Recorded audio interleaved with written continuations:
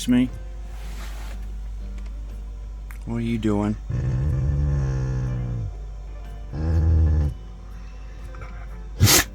Oh, bless you. What are you doing? Hmm?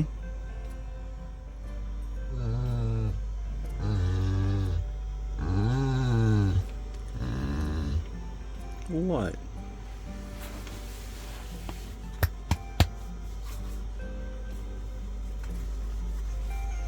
Hello.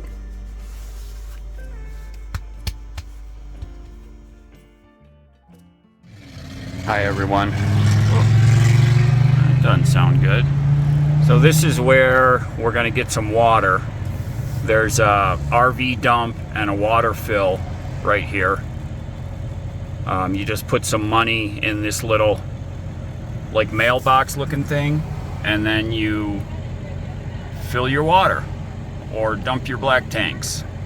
So sometimes I've come here and there's been like several vehicles lined up. You know, I've come to learn where I don't just put it in park and sit here.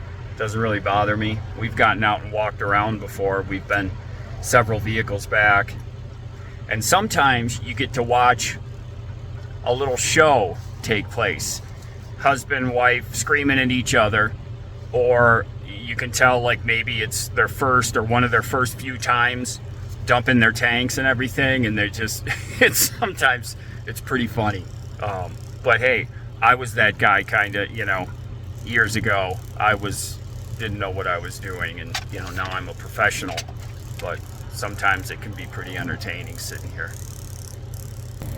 This guy looks like he knows what he's doing. He's just filling his tanks. The worst thing I've seen is somebody's got the hose on their tanks and not paying attention, and it's like full and they're not disconnecting it. I've seen all kinds of different things take place, but you always got a beautiful view wherever you are in town here. And yes, that is snow up there on the mountaintop. What do you think about that, brother? Huh? Snow. Yeah, snow.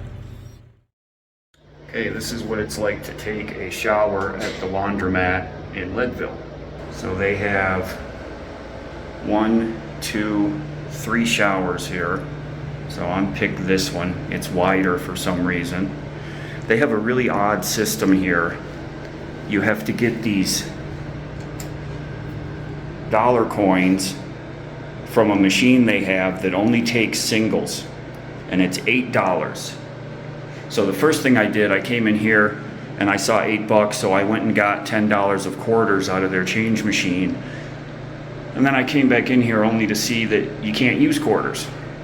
So then I didn't have 8 singles, so I walked across the street to the Safeway and strategically bought one item, broke a 20, got a few singles, found another item for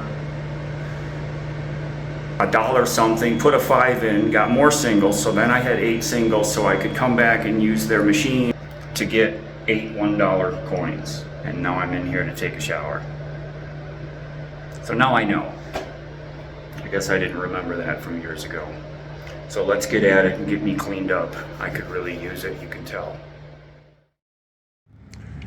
Took a ride up here with my friend David on his Honda up to Safeway. We're at the grocery, and I couldn't fit one more thing into this backpack. It is stuffed full. I'm looking for a rack. See this thing he has on the back of his? I want to get something same as that. I should be able to get one that's designed for the KTM. Would fasten in, possibly using one of these bolts here. Maybe the seat bolt also. But that would help me out a lot. Yeah, see, his uses, it's like the seat mount bolt. That's exactly what I need. Just got to figure out which KTM model it'll work and try to find one that's not KTM money. I looked at a couple and they're pretty pricey, and I'm hoping to not have to spend too much. So I'm waiting on the new shock to arrive. I don't know if I talked about this about a week ago. The rear shock on the bike suddenly is like failed. So when I sit down on the bike, the back fender drops way down. It feels really odd, and it's just not rebounding. So they're sending me a replacement. So it's still rideable. I just don't go very fast over any kind of bumps because it just doesn't feel good. So as soon as that shock comes, it should be pretty simple. Lower mount bolt, upper mount bolt, drop it out. Hopefully, I've never done one before, so I hope it comes out easily. They take off the mud flap here and then kind of pull it out right through here. So I'll just put the bike up on the bike carrier and just raise it up just a little bit so the swing arm will fall a little bit, but I can put a support under it, so we'll be good. Call that like a campsite repair.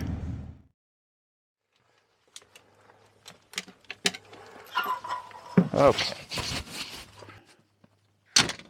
This morning I'm going to be working on the bike.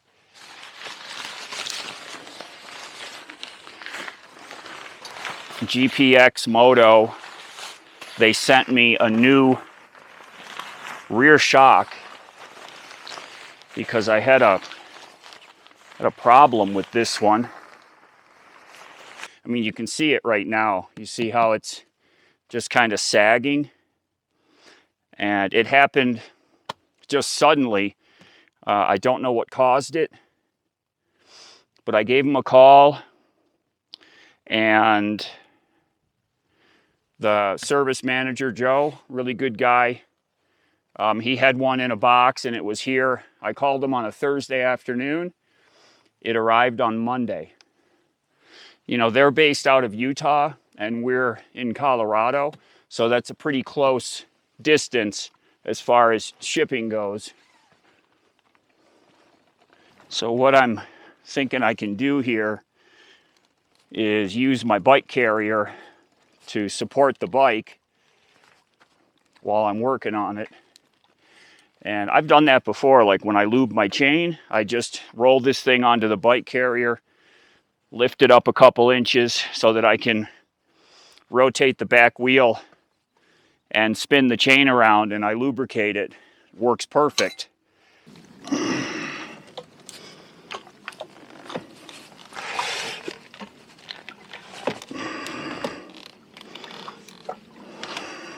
Okay.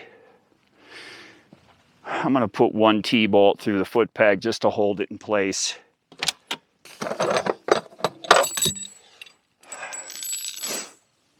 Because years ago, when we were first traveling, it was our first winter on the road, and we were in Slab City, and I had my KTM, my 500 EXCF. I had it on the carrier. We were parked at the camp, and I didn't have it bolted down. I just kind of had rolled it on there to hold the bike, and it wasn't jacked all the way up. It was kind of like what you see here. I raised it enough just to hold the bike upright. And middle of the afternoon, I was inside watching a movie, and I was like sitting in the chair, like rocking my foot, and it got the truck rocking, and the bike fell off of the bike carrier. And there were some guys that I was camped with that were sitting out there, and they come running over, and I come running outside because I didn't know what the heck had happened. So a little embarrassed. So I've got one of the T-bolts through that foot peg there. So I just went online and did a Google for removing a PDS suspension rear shock. And, you know, the videos are all for KTMs, because this is a KTM style PDS suspension. And the way they show it, like I was thinking I had to remove the back tire, remove this mud flap here, or get it out of the way. But the way they showed it, you didn't have to remove the back wheel. So I'm going to see, actually they had to remove a bunch of the plastic shrouding, but this design is a little bit different than the bikes they showed. And I can get to the top bolt and I can get to the bottom bolt pretty easily. I don't know if I'm going to be able to maneuver it out without removing the rear tire, but we're going to try. We're going to try. Yeah, this mud flap is just, looks like 6mm. 2 6mm to get the mud flap out of the way, and then the top and bottom mounting bolt for the shock itself. And hopefully I can maneuver it out of there without having to remove the back tire. Okay, let me get some tools out and we'll get this underway. Let me see if I can show y'all what I'm talking about. So here's the bottom bolt for the shock. You see this mud flap is just a little bit in the way, but it comes right off. And then the top bolt right up here is the top mount bolt. So get those two loosened up, and if I can kind of wiggle it right out through here, that'd be ideal. So we're going to see if we can do that. So am I disappointed in the bike because of this? Well, I'm not. You know, stuff happens. Manufacturing, I mean, this shock, they've probably produced and sold, you know, how many tens of thousands of these on all the different bikes around the world, and stuff happens. So I'm not really that upset about it. I am glad that they were able to get me a new shock, because you know, doing this workout here, like if I had to remove that shock and send it in for diagnosis or repair, that would have been really difficult, because once that shock's removed, there's nothing holding the swing arm up, and I would have to have the bike loaded up on the bike carrier, and it would have been really difficult for me to logistically figure that out. So I'm glad they were able to send me this shock. So really good support. They've always had great support from USA Motor Toys. Now it's just loosening the top and bottom shock bolt. Oh, Lefty. He's just captivated by this fire ring over here, the pile of rocks. You know, chipmunk hunting. And he's basically unstacked most of the pile. So it's no longer a fire ring, it's kind of a fire trapezoid right now. Yeah, I think we might be able to get this out of here. Okay, so what size? That is a big giant. Oh, I hope I have one. Oh, man, I might not have that. 5? Is that? Oh, man. Is that right? I've never used that one. It was hard to get out of the... No. That's too big. It's got to be the 45. Okay. Thank goodness I have this 3/8 drive bit holder.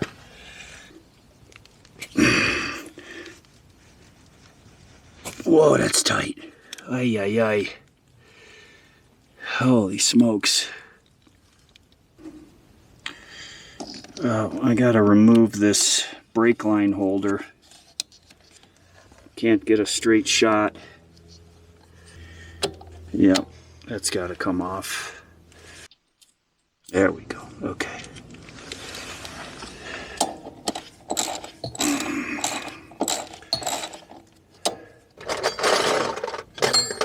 Where's my magnet?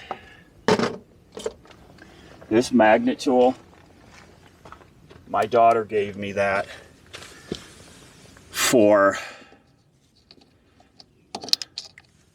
like my birthday, like 15 years ago. You know, Howard took her to the Harbor Freight and probably picked it out, and she gave it to me. And I have used that. That has gotten me out of jams 100 times in the years, having that magnet tool in my toolbox.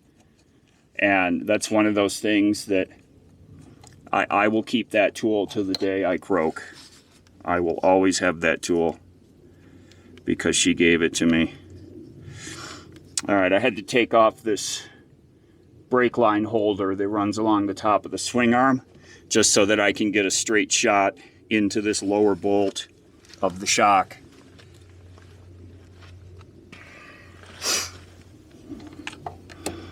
There we go. Perfect. Okay, got that one loose. All right, thank you. Let me put on this longer extension here. Sorry if you're looking at my hiney. All right. Jeez, holy cannolis.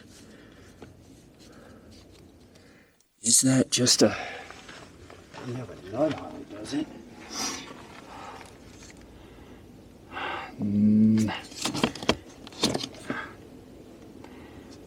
Or does it?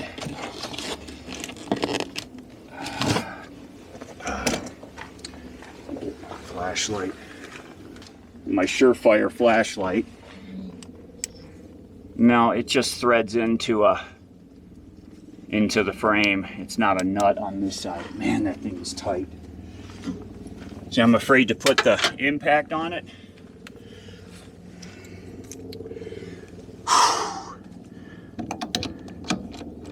Because this, my Torx bit just, it doesn't feel as tight as I'd like it to feel. Oh, here we go. I have a breaker bar that I can get. Oh, but this is a 1/2 inch drive. Oh, I think I have a 1/2 inch to 3/8 adapter. I do believe. Yes, there it is. I sure do. I got all those adapters, you know, 1/2 inch to 3/8, 3/8 to 1/4, because when you're on the road and you're trying to make do with stuff, it might come down to you have the socket but the wrong size drive or something similar to that. All right, let's try this. That's my 1/2 inch to 3/8, 3/8 to 1/4 inch bit drive.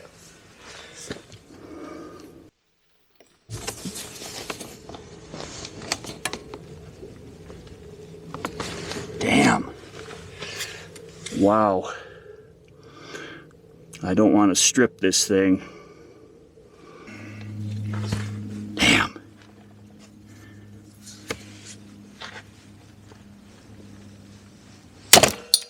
You gotta be shitting me. Just broke the bit in half. Well, that's not good. Do I dare try that again? No. Do I dare try the impact?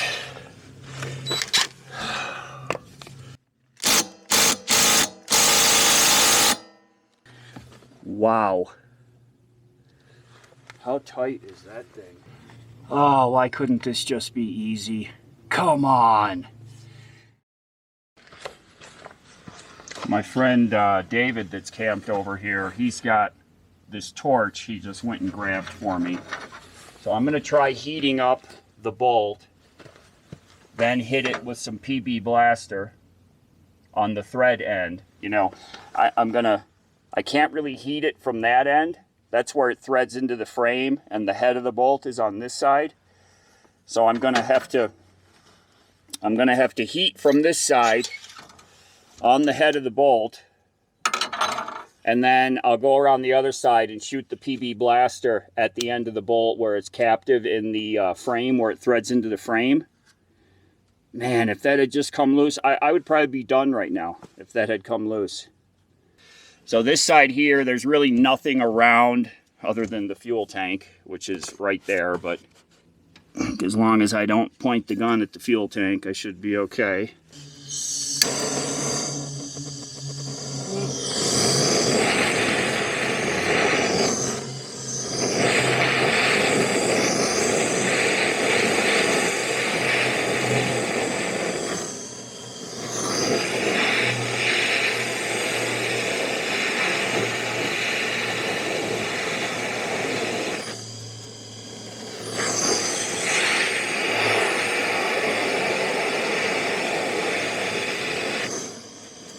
I'm just feeling for heat on the gas tank. I don't feel any.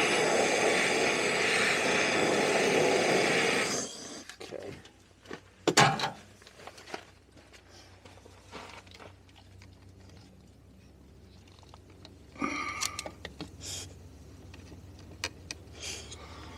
Okay. Left. I'm sorry, buddy. Breaker bar on there again. It's so big.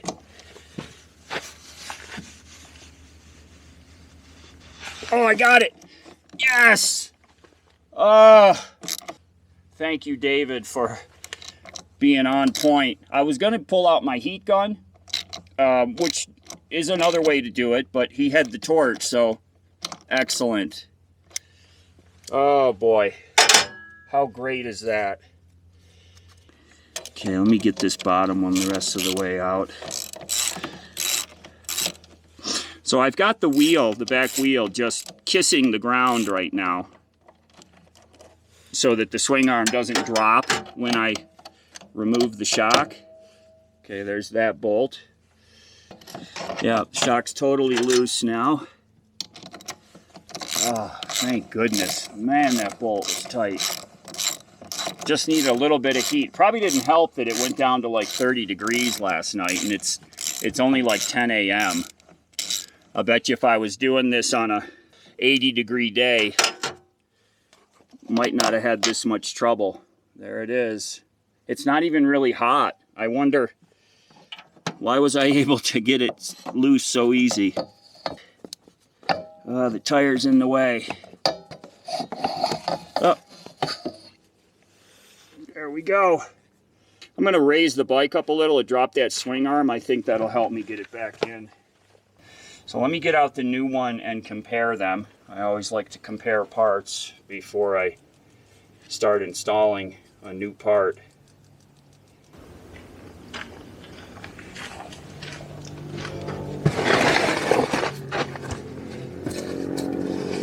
Hey, come on. You're a mini bike. Hey, come on. Scoot. Okay.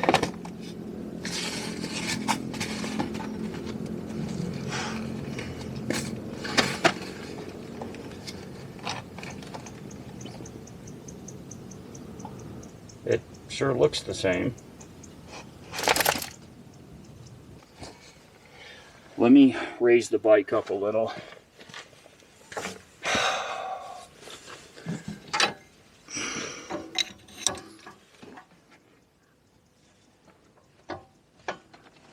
Yeah, look at that. Dropping the swing arm out of the way. There we go. That should do it. I don't see anything left to do but to do it. So let me get this one put in. I'm going to peel off this protective sticker cover.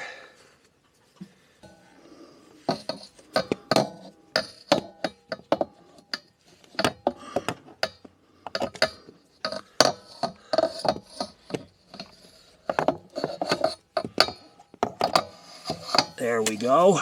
Look at that. Right there. Top bolt in.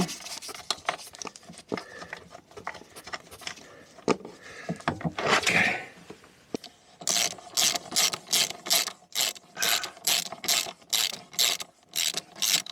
Okay, I'll just drive that home till I get the new one in the bottom, then we'll tighten them up.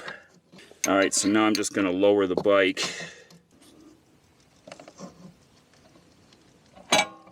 Right about there. That looks good, maybe. There we go.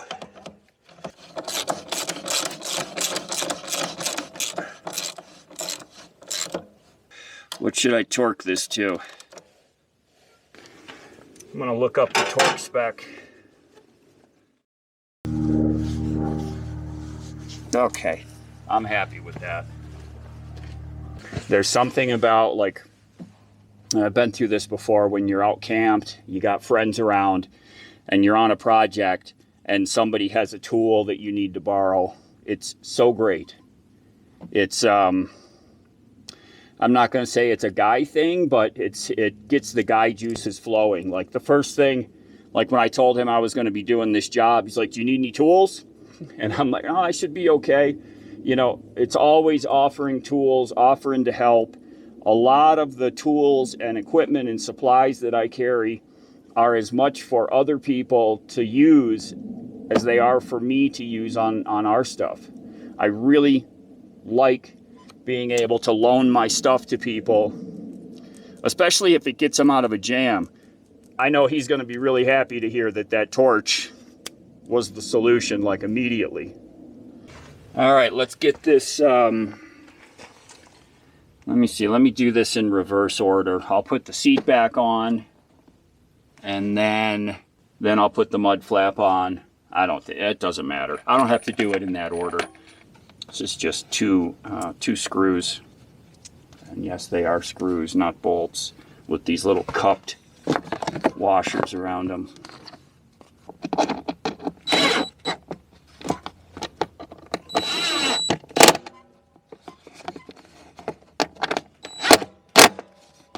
Put the seat back on.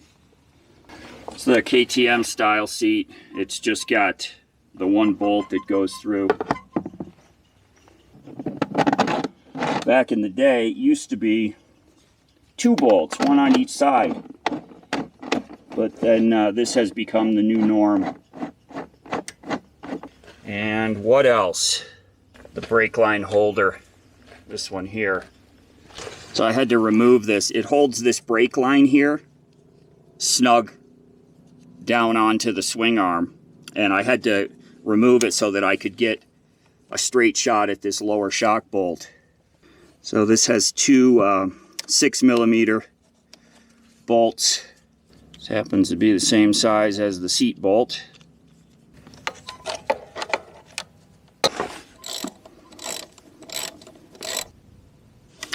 There we go.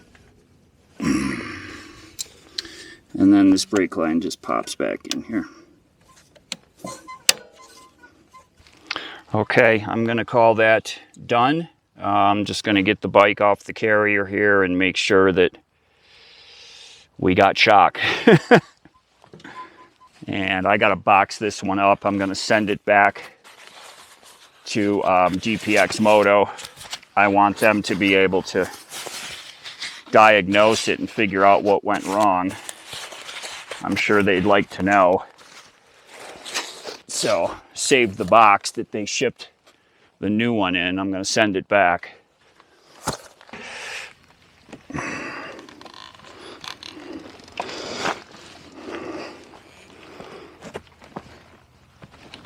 Okay. All right, thanks for being here with us. Everyone take care, be safe. We'll see y'all again really soon. On the road and on the trails.